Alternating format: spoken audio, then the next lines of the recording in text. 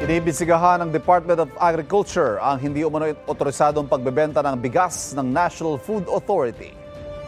Actually, maraming nagtuturuan, maraming nag-a-accuse doon mismo sa loob, sa labas ng NFA. The Secretary of Agriculture has already created a panel to investigate alleged anomalies at the NFA.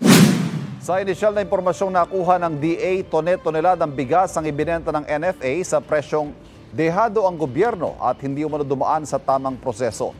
Sabi ni Agriculture Secretary Francisco Chu Laurel Jr., dapat patawan ng pinakamabigat na parusa ang mga nananamantala sa mga magsasaka, mangingisda at consumer. Sa isang pahayag, sinabi ng NFA na mandato nilang itabi at i-dispose ang 99.9% ng stocks ito na nasa maayos sa kondisyon. Ibinebenta raw ng NFA sa itinakdang presyo na 25 pesos per kilo ang bigas na hawak nila. Naninindigan sila na responsableng na-dispose ang mga stock nilang bigas.